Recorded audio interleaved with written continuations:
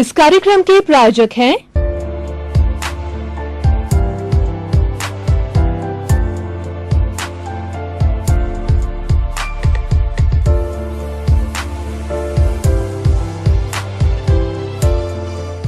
दर्शकगण, श्रोतागण, भाई और बहनों, मातृशक्ति को नमन। चैनल 24+ न्यूज़ के खास विशेष जीवन का निर्माण करने वाला, हमारा उद्धार करने वाला और हमको जीवन की नई दिशा देने वाला, जीवन में रूपांतरण करने वाला पुनरुत्थान कार्यक्रम में आप सभी का हार्दिक स्वागत है, अभिनंदन है, सत्कार है। पुनरुत्थान एक ऐसा कार्यक्रम है जिसके माध्यम से हम भारतीय संस्कृति के मूल्यों की बात करते हैं। हमारे मूल्यों में कहाँ गिरावट आई है और हमने हमारी वेस्टर्न सिविलाइजेशन को कितना अधिक अपना लिया है, उसको किस तरीके से हम हमारी मूल संस्कृति पे जाएं, उसके लिए प्रतिदिन हमारे नए नए जो विषय हैं भारतीय संस्कृति है उस पर प्रकाश डालते हैं। तो इसी संदर्भ में, इसी क्रम के अंदर आज हम एक विशेष विषय लेकर के आपके सामने उपस्थित हुए हैं। वह विषय है टकराव टालिए। एक जीवन का बहुत बड़ा सूत्र हमारे सामने है कि टकराव टालिए। मतलब टकराव क्या है? टकराव का अर्थ होता है मतभेद होना, आपस के अंदर तू मैं होना, एक दूसरे की बात में सहमति न होना और अधिकतम स्थिति के अंदर हिंसा की अवस्था भी आ जाती है, लड़ाई झगड़े की अवस्था भी आ जाती है और कटुता भी बनती है, शत्रुता भी होती है। ये सब हमारी नेगेटिव थिंकिंग है। अगर व्यक्ति जीवन के अंदर टकराव को टालता है, चाहे वह स्वयं के स्तर पर हो, परिवार के स्तर पर हो, समाज के स्तर पर हो, देश के स्तर पर हो और विश्व के स्तर पर हो, तो विश्व के अंदर अमन, चैन, शांति हो सकती है। आज हमारा यूनाइटेड नेशन ऑर्गेनाइजेशन जो 206 कंट्री जिसके सदस्य, ये क्यों बना? ये इसलिए बना कि एक देश दूसरे देश से टकराव करता रहता है और उसकी सीमाओं को हड़पता है और उसके अंदर हस्तक्षेप करता है। इस कारण से टकराव बढ़ता है। उसके लिए यूएनओ बना, जिसके अंदर कई देश जो है सदस्य हैं उसके अंदर, और विश्व के अंदर कहीं पर भी टकराव की स्थिति बनती है तो वो सदस्य गण उसमें इंटरफियर करते हैं, हस्तक्षेप करते हैं और एक सॉल्यूशन निकालते हैं, उसको दबाने की कोशिश करते हैं। तो सबसे पहले हम देखेंगे कि टकराव क्यों होता है। टकराव होने का कारण ये है कि हम अपनी बात को किसी पर थोपते हैं, चाहे व्यक्ति हो, चाहे कोई भी पदाधिकारी हो, चाहे कोई भी नेता हो, कोई देश का प्राइम मिनिस्टर हो या चाहे देश का प्रेसिडेंट हो। जब वो अपनी बात को दूसरों पर थोपने की कोशिश करता है तब टकराव होता है। और व्यक्ति अगर न्यायप्रिय होता है, न्याय से बात करता है, तो टकराव कभी नहीं होता है। टकराव के अंदर अहंकार की स्थिति होती है। सबसे बड़ा मूल कारण टकराव का जो है अहंकार है। जब किसी व्यक्ति की अहंकार की तुष्टि न होती है तो वह टकराव होता है। अगर व्यक्ति अपने अहंकार पर चोट करता है, अपने अहंकार को नियंत्रण में रखता है, तो कभी भी टकराव नहीं होता है और व्यक्ति आनंद के साथ रह सकता है और दूसरों को आनंद के जीने के अंदर सहयोगी हो सकता है। ये जो हमें भगवान महावीर ने live and let others live, जियो और जीने दो, परस्परोपग्रह जीवा नाम, सभी हिलमिल कर रहें, सभी एक दूसरे के शांतिपूर्ण सह अस्तित्व में हस्तक्षेप करें और सभी आनंद से जिएं।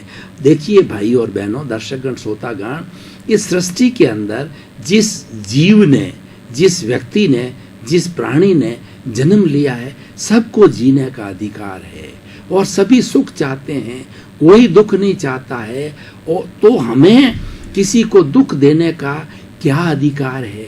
किसी की जीवन प्रणाली में हस्तक्षेप करने का हमको क्या अधिकार है? हमें कोई अधिकार नहीं है, और इस नेचर माँ ने ये अधिकार हमें नहीं दिया है। हमारी प्रकृति माँ जो सबका भरण पोषण करती है, वह तो ये कहती है कि 84 लाख जीवा योनि के प्राणी और 7 अरब की जनसंख्या है, वो अपने अपने शांतिपूर्ण से अस्तित्व में सभी आनंद से जियो, क्योंकि प्रकृति के अंदर सबके भरण पोषण की सारी सुविधाएं मौजूद है।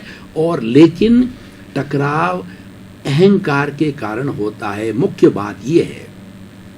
अब प्रश्न ये है कि टकराव होने से हमें नुकसान क्या है? टकराव का मतलब राग द्वेष होना, तू मैं ना होना, आपस में भिड़ंत होना, इसके बहुत बड़े बड़े बड़े नुकसान हैं। सबसे पहले अगर दो व्यक्ति का आपस के अगर कोई दो व्यक्ति आपस में राग द्वेष के कारण भिड़ जाते हैं, राग द्वेष के कारण लड़ाई पर आ जाते हैं, तो उनका क्रोध का पारा इतना चढ़ सकता है कि इस क्रोध के अंदर वो क्या कर बैठे कुछ कहा नहीं जा सकता है। कहते हैं कि ऊंट किस करवट बैठता है, वह क्रोध की स्थिति ऐसी आती है कि उस क्रोध के नशे के अंदर दोनों में से एक को किसी को भान नहीं रहता है, और वो किसी को मार सकता है, पीट सकता है, हत्या कर सकता है, शूट कर सकता है। ऐसी स्थिति भी आ सकती है। अब टकराव होने से, राग द्वेष होने से, मतभेद होने से और आपस में लड़ाई झगड़ा होने से कोर्ट की स्थिति भी जा सकती है। और कोर्ट के अंदर जब मामला चला जाता है तो उसके लिए बहुत बड़ा समय लगता है। न्याय कब मिलता है, किस तरीके से मिलता है, वह पता नहीं है। एक कवि ने यह कहा है कि 3 बात से जीव को सदा राखिए दूर, कर्ज, बीमारी, मुकदमा, फिर खाओ भरपूर। अगर आनंद से जीना है तो 3 बातों से परहेज रखो। कर्ज का मतलब हम पैसा चाहे बैंक से उधार लें, चाहे व्यक्ति से उधार लें, तो वह रात सोता है न दिन सोता है। जो चक्रवर्ती ब्याज 24 आवर्स ब्याज का मीटर चलता रहता है, और व्यक्ति जो है आर्थिक दृष्टि से बहुत भारी हो जाता है, अपने पर लायबिलिटी चढ़ा देता है। तो 3 बात से जीव को सदा राखी दो। कर्ज, बीमारी, दूसरा बीमारी। जब व्यक्ति बीमार पड़ जाता है तो बीमार होने के कारण अस्वस्थता में उसको कोई अच्छी चीज़ नहीं लगती है, और शिष्टाचार के नाते परिवार वालों को भी उसके स्वास्थ्य का ध्यान रखना पड़ता है, उसकी रोजी रोटी पर ब्रेक लगता है, और सभी लोग परेशान होते हैं। और मुकदमा ऐसी भयंकर चीज है कि व्यक्ति उसके अंदर ऐसा उलझ जाता है कि 24 घंटे वो तनाव की स्थिति में रहता है, उसकी सुख शांति सभी चली जाती है। और हमारी देशी भाषा में कहा जाता है कि 3 कोट से दूर रखिए। कौन सा कोट? सफ़ेद कोट, मिटिया कोट और काला कोट। सफ़ेद कोट का मतलब है कि डॉक्टर, ईश्वर करे, ईश्वर पर हमारी ऐसी कृपा हो कि हमको अस्पताल न जाना पड़े, हम बीमार न पड़ें और हमको दवाई लेने की नौबत ना आए। और प्रकृति ने व्यवस्था भी कर रखी है, अगर व्यक्ति प्रकृति के नियमों का पालन करता है तो वो कभी बीमार नहीं पड़ता है। और उसके बाद के अंदर दूसरा कोट मिटिया कोट, मतलब पुलिस, लड़ाई झगड़ा फिसाद, जेल जाना, पकड़े जाना, रोज तनाव के अंदर रहना। और तीसरा कोट काला कोट यानी वकील। तो भाई और बहनों, कोई ये मैं किसी की निंदा नहीं कर रहा हूँ, मेरे कहने का अर्थ होता है कि टकराव को टालेंगे तो इन तीनों तक पहुँचने की कोई स्थिति नहीं आएगी। अब मैंने भाई और बहनों, दर्शकगण, श्रोतागण, आपको सारी बातें बताई। टकराव क्या है, टकराव को टाल के हानि क्या है, लाभ तो है ही नहीं इसके अंदर। तो लेकिन अब सवाल ये है कि इसको हम रोकें कैसे। हमने कारण तो कर दिया, लेकिन निवारण की बात करना है। तो बचा हुआ जो शेष समय है वो निवारण की बात करता हूं, और इसके अंदर मैं 5 सूत्र लेऊंगा।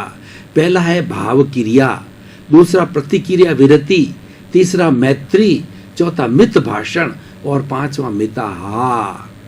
सबसे पहला भाव क्रिया का मतलब होता है हमारा चिंतन शुद्ध होना चाहिए, हमको वर्तमान में जीना चाहिए, हमें राग द्वेष के भाव नहीं आने चाहिए। अगर आपकी पॉजिटिव थिंकिंग है और सामने वाला व्यक्ति आपसे टकराना चाहता है और आपसे भिड़ना चाहता है, आपसे लड़ाई झगड़ा करना चाहता है, परंतु आप जो है राग द्वेष के दायरे से बाहर जाते हैं और आप ये एक चिंतन बना लेते हैं, एक ध्येय बना लेते हैं कि मुझे टकराव नहीं करना है, मुझे टकराव को टालना है, तो आपका लड़ाई झगड़ा नहीं हो सकता है। इसको भाव क्रिया कहते हैं। भाव क्रिया को यह भी कहा जाता है कि वर्तमान के अंदर जीना। जो व्यक्ति वर्तमान में जीता है, भूत और भविष्य की कल्पना नहीं करता है, वह व्यक्ति आनंद से रहता है और हमेशा समयबद्ध कार्य करता है। हर वक्त एक एक मिनट की वो कैलकुलेशन करता है। वह कभी भी राग द्वेष के अंदर नहीं जाता। कभी भी समय वो ये सोचता है, अगर मैंने इसके अंदर इस व्यक्ति से तू मैं की या इससे टकराव किया, इससे अधिक बात करी तो मेरा समय नष्ट होगा, उतने समय में मैं दूसरा कार्य कर लूंगा। इसीलिए वो मौन रहेगा, वह उस वक्त के अंदर राग द्वेष नहीं करेगा और यही जीवन का बहुत बड़ा सॉल्यूशन है। भाव क्रिया। दूसरा प्रतिक्रिया विरति। इसका अर्थ भी टकराव टालिए। मतलब ये है, किसी व्यक्ति ने हमको गाली दी, या समझिए हम किसी भी रोड पर चल रहे हैं, किसी व्यक्ति के जो है रॉन्ग साइड राइट साइड आने के कारण थोड़ा बहुत जो हमारे से टकराव हो गया, तो उसमें से एक व्यक्ति शांत होता है और वह सॉरी कहता है, हालांकि उसकी गलती नहीं है, फिर भी वो सॉरी करता है, तो सामने वाला व्यक्ति भी लज्जित हो जाता है कि गलती तो मेरी है और सॉरी ये कह रहा है, तो निश्चित रूप से वह भी द्रवित होकर के और वो आपका सम्मान करेगा, आपका रिगार्ड करेगा। प्रतिक्रिया विरति। कोई भी व्यक्ति क्रोध के अंदर राग द्वेष में होकर के और अहंकार के वशीभूत होकर के कोई बात आपको किसी तरह की कहता है, तो उस प्रतिक्रिया का जवाब न दो। मतलब जो उसके प्रति उसके शब्दों के प्रति कोई भी प्रतिक्रिया मत करो। अगर व्यक्ति प्रतिक्रिया विरति के फॉर्मूले को, वो टकराव टालिए का ही फॉर्मूला है, अगर वो धारण कर लेता है, उस व्यक्ति का वो जीवन के अंदर बड़ा आनंद से रहता है, परिवार के अंदर आनंद रहता है, समाज में आनंद रहता है, सबके लिए पूजनीय बन जाएगा, आदरणीय बन जाएगा। सभी लोग चाहेंगे कि मैं इस व्यक्ति से वो गुण सीखूं जिसके कारण वह शांत रहता है और वो अनुकूल प्रतिकूल परिस्थिति, हर परिस्थिति के अंदर संतुलित रहता है, बैलेंस्ड रहता है।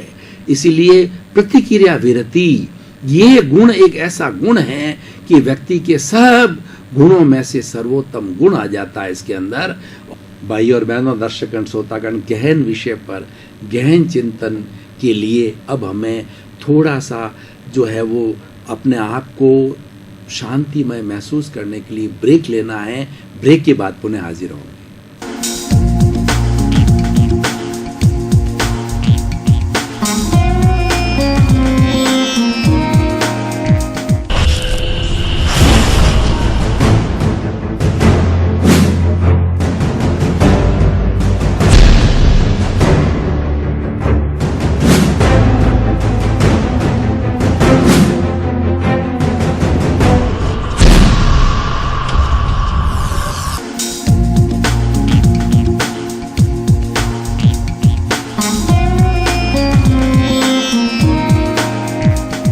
हमने ब्रेक लिया। ब्रेक के बाद हम तरोताजा महसूस कर रहे हैं और पुनः हमारा जो चिंतन चल रहा है उसमें प्रवेश कर रहे हैं। और तीसरा है मैत्री। देखिए भाई और बहनों, दर्शकगण, मैंने आपको बताया कि इस सृष्टि में सबको जीने का अधिकार है। कोई मरना नहीं चाहता है, तो किसी की जान लेना, किसी को मारना, किसी को प्रताड़ना करना, किसी को दुख देने का हमारे को क्या अधिकार है। यानी सबके साथ मैत्री होनी चाहिए। अपना सच में से जा मैतिंग भुएसु कब पाए। सबके साथ मैत्री करो, स्वयं सत्य खोजो। स्वयं सत्य खोजने जाएंगे तो यही सत्य हमारे सामने आएगा। उसका निष्कर्ष ये आएगा कि सबके साथ मैत्री करोगे तो आपको एक अल्टीमेट ट्रुथ मिल जाएगा, क्योंकि सबके साथ मैत्री, सबके साथ प्रेम, सबके साथ मानवता का व्यवहार, इंसानियत का व्यवहार है। यही एक सबसे बड़ा ट्रुथ है, यही सबसे बड़ा ज्ञान है, यही सबसे बड़ा धर्म है। तो भाव क्रिया, प्रतिक्रिया, मैत्री। मित भाषण। मित भाषण का मतलब होता है कम बोलना, भाई और बहनों, दर्शकगण, श्रोतागण, जीवन के अंदर एक ध्येय बना लीजिए कि आवश्यक हो तभी बोला जाए, वाचाल के रूप में अनर्गल न बोला जाए। जो व्यक्ति वाचाल होता है, अधिक बोलता है, तो कभी न कभी उसके मुंह से कोई गलत चीज निकल जाती है और उसका जो असर है ना, बहुत बुरा होता है। इसीलिए कहा गया है कि वाणी ऐसी बोलिए मन का आपाक होए, औरन को शीतल करे और आपहु शीतल होए। हमको भाषा ऐसी बोलनी चाहिए कि हम स्वयं प्रसन्न हों और जो हमारे संपर्क में आने वाला है, जिससे हम वार्तालाप करते हैं, वह जो है वह भी प्रसन्न होना चाहिए, वह भी आनंदित होना चाहिए। प्रामाणिक भाषा बोलें, सत्य भाषा बोलें और किसी को दुख देने वाली भाषा ना बोलें, किसी का शल्य पैदा करने वाली भाषा ना बोलें, किसी को कटुता लगने वाली भाषा ना बोलें। तो ये भाषा के लिए कहा है मित भाषण, थोड़ा बोलना चाहिए, आवश्यक हो वहीं बोलना चाहिए, अनावश्यक नहीं बोलना चाहिए, और जहाँ आवश्यक हो वहाँ अवश्य बोलना चाहिए, और वो भी बहुत थोड़े के अंदर बोलना चाहिए। इसीलिए कहा गया है शॉर्ट एंड स्वीट। जो व्यक्ति शॉर्ट एंड स्वीट के फार्मूले को अपना लेता है, उसका जीवन में कहीं टकराव नहीं होता है, उसका जीवन में किसी से कोई झंझट नहीं होता है, और वो परम सुख और परम आनंद के साथ में पूरा जीवन यापन कर सकता है। तो भाव क्रिया, प्रतिक्रिया, व्यक्ति, मैत्री, मित भाषण और मिताहार। भाई और बहनों, दर्शकगण, हमारे मन, वचन, काया, ये 3 सोर्सेज हैं, ये 3 स्रोत हैं जिनके माध्यम से हम संसार के सारे कार्य करते हैं। चाहे हमारे लौकिक जगत के कार्य हो, पारिवारिक कार्य हो, सामाजिक कार्य हो, या हमारे अर्थ अर्जन के कार्य हो, सारे कार्य मन, वचन, काया से किए जाते हैं। और मन के लिए कहा जाता है जैसा अन्न वैसा मन, यानी हम जैसा भोजन करते हैं उस भोजन के अनुसार ही हमारे शरीर के अंदर रसायन बनते हैं। उन रसायनों का एंडोक्राइन ग्लैंड्स के अंदर रसायन जाते हैं, और वैसा ही हमारा व्यवहार होता है। जैसा अन्न वैसा मन, जैसा मन वैसे विचार, जैसे विचार वैसे आचार, जैसा आचार वैसा व्यवहार, जैसा व्यवहार वैसा व्यक्तित्व। देखिए कितनी लंबी साइकिल है। अगर हम भोजन हित, मित और रित करते हैं, हित का मतलब हितकर, न्यूट्रिशियस भोजन जिसमें प्रोटीन, फैट, वसा, मिनरल्स जो है, सारी चीज़ें संतुलित रूप से, इसका पूरा चार्ट आता है मेडिकल साइंस ने कि कितनी परसेंटेज के अंदर हमारे ये न्यूट्रिशंस जो है ये होने चाहिए। तो अगर हम हितकर भोजन करते हैं तो हमारे शरीर के अंदर हमारे विचार भी अच्छे होते हैं, और अच्छे विचार होने के कारण हम सहनशील होते हैं, और सहनशीलता के कारण में कभी भी टकराव नहीं होता है। तो इसीलिए हितकर भोजन, मित यानी भोजन एक सीमा, एक मात्रा में करना चाहिए।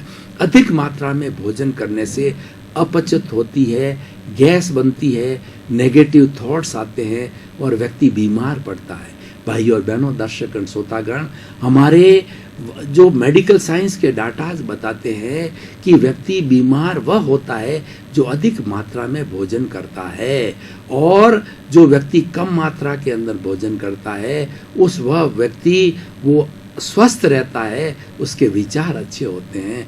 हित, मित और रित। रित का मतलब ऋतु के अनुसार। मनुष्य का भोजन है वो ऋतु के अनुसार होना चाहिए, कि सर्दी की ऋतु में गर्म भोजन होना चाहिए, और गर्मी की ऋतु के अंदर ज़्यादा गर्म भोजन नहीं करना चाहिए, और भोजन बासी नहीं किया जाना चाहिए, भोजन ताज़ा करना चाहिए। और किस ऋतु के अंदर कौन सा फल, कौन सा रस, कौन सी सब्जी और वो आवश्यक होती है, उसके अनुसार हमारा ऋत भोजन होना चाहिए। तो भावक क्रिया, प्रतिक्रिया, विरति, मैत्री, मित भाषण और मिताहार, ये समाधान बताया हमने। टकराव टालिए विषय के ऊपर, उसका कारण बताए और उसका निवारण बताया। अब हम बचे हुए समय को, जो हमारा प्रेजेंट सिनेरियो है, आज 7 अरब की जो जनसंख्या है उसके अंदर किस तरीके से टकराव बढ़ रहा है उसकी हम चर्चा करते हैं। इस 7 अरब की पॉपुलेशन के अंदर आज हमारे विचारों का इतना प्रदूषण हो गया है, आज हमारे सोचने की शक्ति इतनी स्वार्थ की हो गई है, हमारे असंवेदनशीलता इतनी बढ़ गई है कि हम प्रारंभ से देखें व्यक्ति के स्वयं के अंदर जो है विचार पॉजिटिव होने चाहिए, उसकी जगह नेगेटिविटी ज़्यादा बढ़ रही है स्वयं के अंदर। और उसके बाद में हम परिवार के अंदर जाएं तो परिवार के अंदर कोई किसी को सहन नहीं करना चाहता है। हमारी पुरानी संस्कृति को देखिए, हमारी जॉइंट फैमिली को देखिए, 50-50, 100-100 मेंबर, 3-3, 4-4 जनरेशन एक छत के नीचे रहा करती थी। वो इसीलिए रहती थी, वो एक दूसरे से टकराव टालते थे, उनमें सहनशीलता होती थी, उनमें त्याग की भावना होती थी और साथ रह करके एंजॉय करते हैं। कोई व्यक्ति अनुशासन में रहता है, अपनी सीमा में रहता है, तो उसके कोई टकराव नहीं होता, कोई राग द्वेष नहीं होता है। जो व्यक्ति अहंकार पे नियंत्रण करता है और अपने आप को रिजु समझता है, बड़ों को वो आदर देता है, छोटों को वात्सल्य देता है, तो टकराव होने की स्थिति नहीं आती है। टकराव होने का एक सबसे बड़ा कारण है स्वार्थ की वृत्ति। आज पूरा सिनेरियो देखें तो व्यक्ति सेल्फ सेंटर्ड हो गया है, व्यक्ति इतना स्वार्थी हो गया है कि अपने स्वार्थ के अतिरिक्त उसको कुछ दिखाई नहीं देता है। और उसका कारण यह है कि व्यक्ति ने अपनी तृष्णा, अपनी इच्छाएं इतनी बढ़ा दी है, अपनी ग्रीडी हो गया है व्यक्ति। नीड हमारी आवश्यकता है, उसका प्रकृति स्वतः ही उसकी पूर्ति करती है, उसके लिए प्रयास किए जाते हैं और वो सहज ही पूर्ति हो जाती है। लेकिन ग्रीड की पूर्ति नहीं होती है। ग्रीड के लिए कहा गया है अगर व्यक्ति को सारी सृष्टि की संपदा दे दी जाए, धन दौलत भी दे दी जाए, तो वह ग्रीडी व्यक्ति फिर भी कभी धापता नहीं है, फिर भी उसको संतुष्टि नहीं होता है। जबकि उस सारी संपदा से 84 लाख जीवी योनियों का भरण पोषण आराम से हो जाता है। इसलिए भाइयों और बहनों, दर्शकगण, श्रोतागण, अगर आप टकराव नहीं टालना चाहते हैं, सुख का जीवन जीना चाहते हैं, तो आप ग्रीडी मत बनिए। ग्रीडी के बहुत बड़े नुकसान हैं। ये बनने से व्यक्ति का हमेशा झगड़ा, लफड़ा, टंटा जीवन में चलता रहेगा और एक बार व्यक्ति इस टकराव की स्थिति के अंदर आ जाता है, राग द्वेष की स्थिति में आ जाता है, मतभेद की स्थिति में आ जाता है, उस व्यक्ति का ऐसा इंप्रेशन बन जाता है कि वो व्यक्ति समाज से कट जाता है, परिवार से कट जाता है। ऐसे व्यक्ति को कोई लाइक नहीं करता बात करने में, क्योंकि वह कहेगा कि अगर कोई सोचेगा कि इस व्यक्ति से मैं बात करूंगा, अभी लफड़ा बच जाएगा, अभी बात बात में लड़ाई हो जाएगी, क्रोध बढ़ जाएगा, वो व्यक्ति एक आइडेंटिफाइड हो जाता है। तो इसलिए भाई और बहनों, दर्शकगण, श्रोतागण, आज हमें इस सिनेरियो को जो है सुधारना है, वो सुधारने के लिए 5 सूत्र दिए गए हैं और हमें समाज के अंदर एक ऐसा वातावरण बनाना है कि हम सभी भाई भाई हैं, हमारे में भाईचारा होना चाहिए और हमारे में प्रेम होना चाहिए और आनंद का सागर जो हमारे भीतर आनंद का स्रोत है वो बहना चाहिए। भाई और बहनों, दर्शकगण, श्रोतागण, टकराव टालने के लिए हमें अपने भीतरी जगत और बाहर के जगत का भी संतुलन करना पड़ेगा।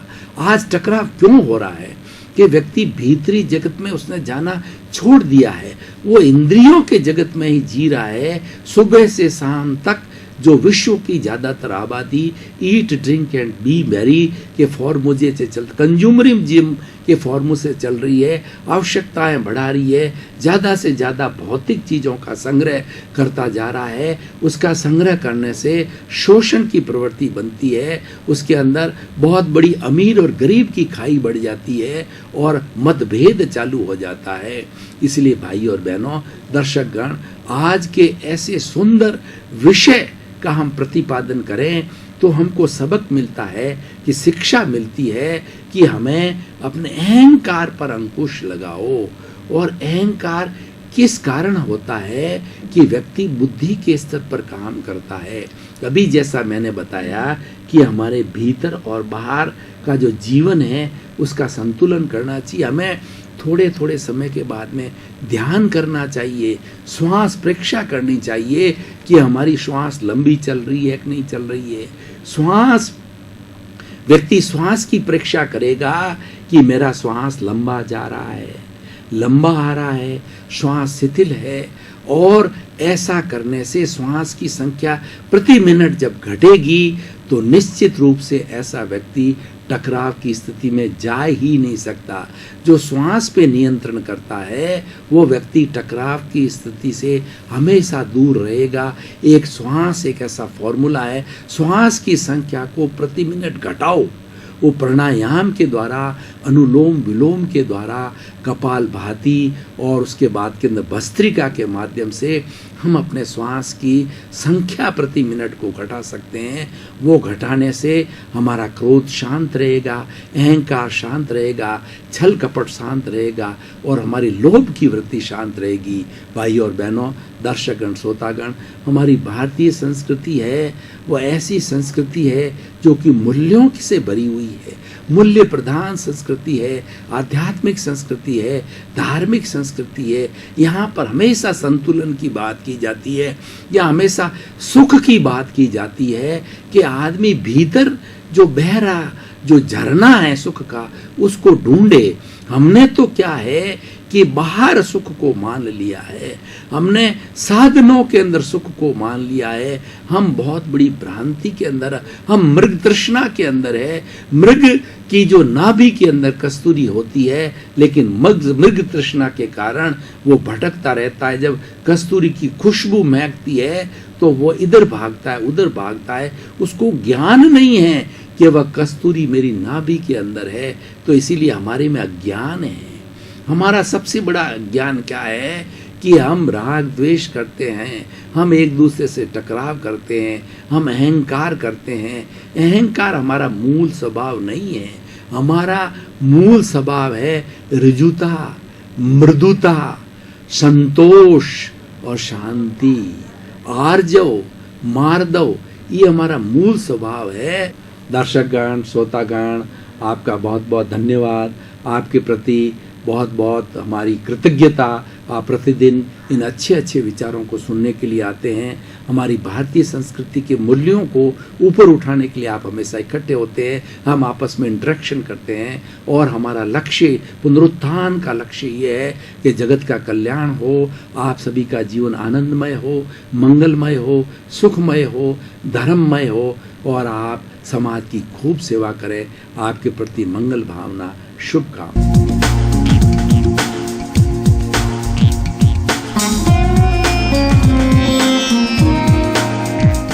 इस कार्यक्रम के प्रायोजक हैं